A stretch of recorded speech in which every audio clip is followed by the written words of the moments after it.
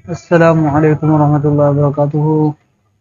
This is engineer Mansoor Ahmad Durrani. ये एक छोटी सी वीडियो है जिसमें मैं आपको बहुत मतलब तेज़ी से प्रोसेसिंग करके बताऊंगा किस तरीके से आप सारी रिक्वायरमेंट्स को मद्देनज़र रखते हुए अपनी जो स्टील की कंपोजिशन है वो बेस्ट से बेस्ट और कम से कम वक्त में और अच्छी सी अच्छी कीमत पर एक अच्छा स्टील तैयार कर सकते हैं स्टील यूनिवर्सिटी के प्लेटफॉर्म पर। बाकी जो कैलकुलेशन होगी वो इंशाल्लाह या तो पीडीएफ में शेयर कर दूंगा या तो फिर आपको ज़बानी बता दूंगा कि क्या कैलकुलेशन है। जैसे आपने कैल्शियम ऑक्साइड यानी लाइम कितना डालना है, डोलोमाइट कितना डालना है, मैग्नीशियम ऑक्साइड कितना डालना है, तो वो सारे की सारी जो स्टैंडर्ड्स हैं वो उसमें गिवन होंगे। ठीक, अगर फिर भी उसके बाद भी कोई कंफ्यूजन हो तो वो फिर आप उसके बारे में पूछ सकते हैं। सबसे पहले हम यहाँ पर स्टील ग्रेड सेलेक्ट करेंगे। सो हमने यहाँ पर अपने लिए स्क्रैप सेलेक्ट करना है और कोशिश करनी है कि हमारा करीब से करीब जो ये रेंज है इसके अंदर अंदर आए। अगर इससे थोड़ा ऊपर नीचे हो तो उसकी परवाह नहीं है। ठीक है, ज़्यादातर ये अभी जो मैं स्क्रैप सेलेक्ट करने वाला हूँ उसमें हमारे पास कार्बन का मसला आता है जो कि आगे चलकर खुद ब खुद वो ड्यूरिंग प्रोसेसिंग वो 0.28 से जो आपका अपना रेंज है वो उसमें बड़े आराम से फिट हो जाता है।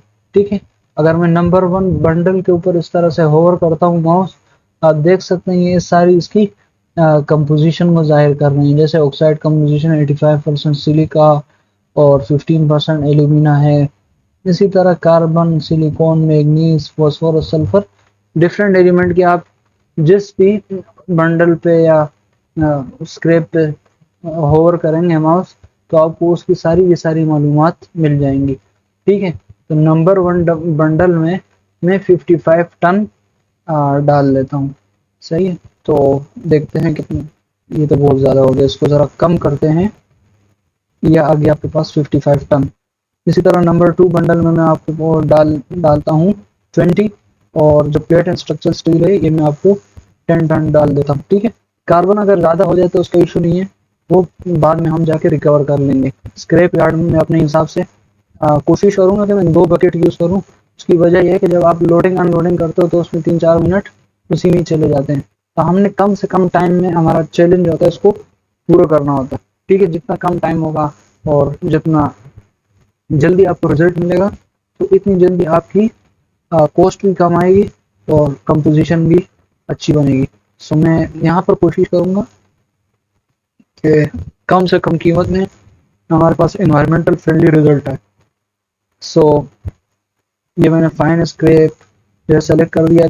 इसमें हमारे पास जो कोर्स स्क्रैप वो सिर्फ एक ही था जो कि क्या था, प्लेट एंड स्ट्रक्चरल स्टील, जिसका वॉल्यूम था 2 टन पर मीटर क्यूब। इसी तरह इन सब का 1.2 टन पर मीटर क्यूब आता है। सही, अब आते हैं समरी की तरफ। जो टोटल कॉस्ट हमारे पास बन रही है यहाँ पर वो है $16,200। इसी तरह इसका टोटल मास है 85 टन। अगर इसका समरी में जाते हैं तो ये हमारे पास इसकी पूरी डिटेल आ जाएगी। ठीक है, जो भी है ये मैं अभी ज़रा सा इसको सिमुलेशन में यहाँ से स्टार्ट करता हूँ। वेट कंट्रोल और एरो के जरिए से मैं ज़रा इसकी स्क्रीन को बड़ा कर देता हूँ। ठीक है, यहाँ से सिमुलेशन स्टार्ट करते हैं और थोड़ा सा इसको रेट को बढ़ा देते हैं ताकि हमारा सिमुलेशन जल्दी से जल्दी परफॉर्म हो सके। सो मैं यहाँ से पहला बकेट डाल देता हूँ। यहाँ जो मैं प्रोसीजर बताऊंगा स्टेप बाय स्टेप, ये इंश्योर करने के लिए आपका स्टील हर लिहाज से सही बने।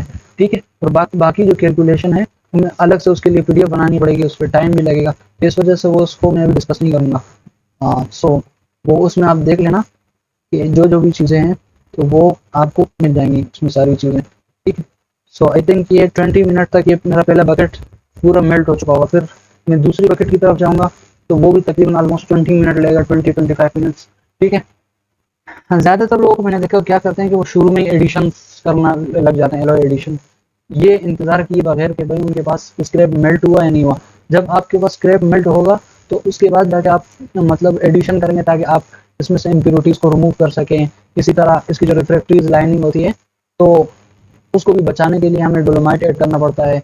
इसलिए स्ले की बेसिसिटी मेंटेन करने के लिए डोलोमाइट हमारे पास काम आता है। ठीक है, आयरन ऑक्साइड जैसे कि यहाँ पर आपको अगर आप डिस्क्रिप्शन में देखें तो सारी तफसीलात उसमें गिवन है।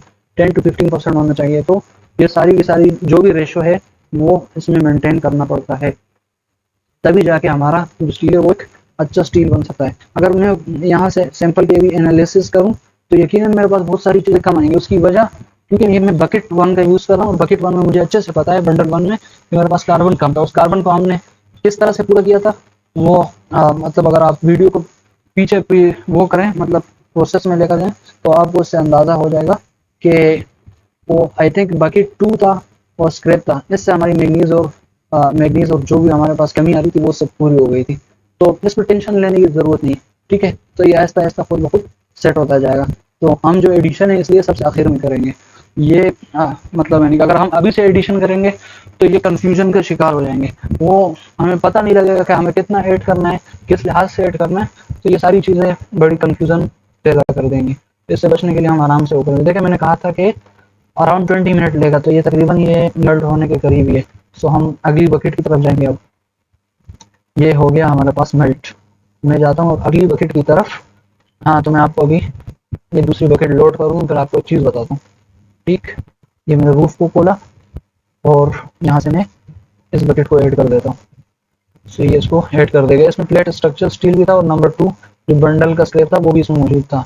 तो इसी से ही हमारी मैग्नीज की जो कमी थी और वो सारी कमियाँ वो उससे पूरी हो जाएंगी इंशाल्लाह। सो मैं इसको वो कर देता हूँ, फिर उसके बाद इसका पावर भी ऑन कर देता हूँ। सो ये मैंने इसका पावर ऑन कर दिया, इसकी मेल्टिंग स्टार्ट हो गई है। हमारे पास असल में जो स्लेग में सबसे बड़ा अमल दखल होता है वो उसकी सिलिका कंपोजिशन का होता है। अगर आप इस ग्राफ में देखें तो आपके पास कार्बन, क्रोमियम, एल्यूमिनियम, सिलिकॉन, इस तरह मतलब जितने एलिमेंट हैं उन सब की आपके पास कंपोजिशन आ रही है। कंपोजिशन जैसे जैसे मेल्टिंग होती जाएगी इंशाल्लाह इसकी मेल्टिंग के बाद ही इस कंपोजिशन में आपको फर्क नजर आएगा। और दूसरा जो स्लेग में हमारे पास जो सिलिका है इसका बड़ा अहम किरदार है। जितना इसका टेम्परेचर ज़्यादा होगा इस तरह हमारा सिलिकॉन जो है वो उड़ता चला जाएगा, मतलब डिक्रीज होता चला जाएगा। सो हमारे पास अभी जो सिलिका है वो 82.15 है। यानी अगर हम स्लेग की कंपोजिशन को देखें, जैसे मैं पहले भी बता चुका हूँ कि जो स्क्रैप होता है उसका तकरीबन 2 to 4% आपका स्क्रैप होता है वॉल्यूम, मतलब स्लेग होता है, सॉरी, ठीक है। तो अगर हम उस लिहाज से 85,000 को मल्टीप्लाई करके देखें 0.03 से 0.04 से, तो हमारे पास जो रिजल्ट आएगा वो आएगा 2550 kg। यानी ये है हमारे पास टोटल स्लेग। अब इस लेग में हमने सिलिका की मिकदार मालूम करनी है, जो कि यहाँ पर अगर देखें तो 80.69 हो गया। अभी चूंकि ये मेल्टिंग आगे आगे बढ़ रहा है ना, तो विद द प्रोसेस ये कम होता जाएगा।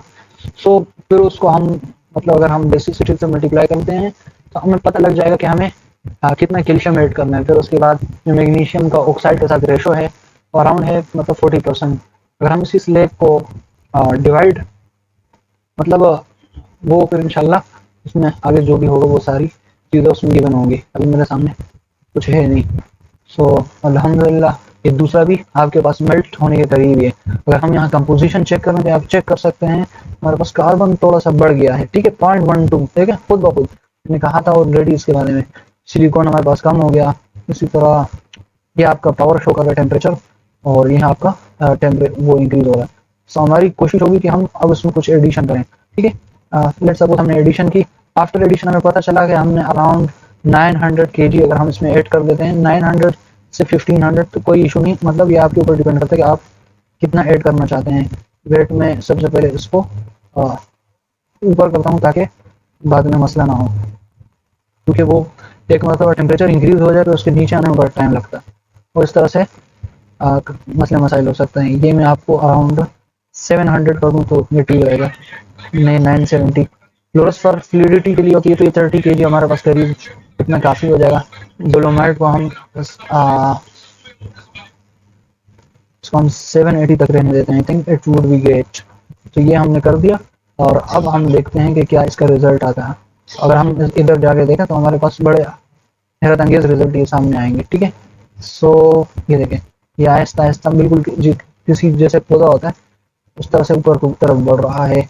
मुझे यहाँ पर अपनी कंपोजिशन का भी ख्याल रखना है, अदरवाइज कंपोजिशन ऊपर नीचे हो गई। देखो 1681, तो ये बहुत बड़ा मतलब एक चैलेंजिंग होता है उसको फिर नीचे की तरफ लाना। और आखिर में हम देखेंगे, हाँ हो सकता है एक दो एलिमेंट आगे पीछे होने की वजह से थोड़ा सा मसला पैदा हो, लेकिन इंशाल्लाह मुझे उम्मीद है कि ये सारी चीज़ें यहाँ रिकवर हो जाएंगी। साथ साथ हम टेक सैंपल करके जरा से इसकी कंपोजिशन भी देखते हैं ताकि हमें पता तो चले कि क्या हिसाब किताब चल रहा है। आई थिंक मुझे और ऐड करनी चाहिए, लेकिन जस्ट ये आप अपने हिसाब से कर सकते हैं ऐड, तो वो आपको उसका आइडिया हो जाएगा। ठीक है, सो 1659 पे आ गया, तो हमारा जो टेम्परेचर रेंज है 1630 से 16, अल्हम्दुलिल्लाह हमारी स्टील कंपोजिशन बिल्कुल एकदम एक्यूरेट आ रही है। तो ये बहुत ज़बरदस्त टाइम है हमें टेपिंग का। तो हम टेपिंग कर देते हैं, अल्लाह करे स्लेब कंपोजिशन भी उसी तरह सही से आई हो, और मुझे उम्मीद है कि ये बेस्ट आई होगी। तो देखते हैं कि स्लेब कंपोजिशन हमारे पास क्या आई है। सो अभी पता लग जाएगा। गुड, तो ये आ गया हमारे पास फाइनल रिजल्ट, और हमारा जो टोटल कॉस्ट आया ये है 35,000। ये तो बहुत हैरत की बात है कि इतनी कम कॉस्ट आ गई। यानी हमें जो अचीव करना था, हमें जो हासिल करना था, वो हमें बहुत अच्छे से यहाँ पर हासिल हो गया। अगर हम स्टील कंपोजिशन चेक करें तो तो मैं आपको जो रिजल्ट्स हैं, तो अगर आप बताएं तो मैं आपको भेज दूंगा इंशाल्लाह। इसी तरह ये है फाइनल स्लेब कंपोजिशन। सो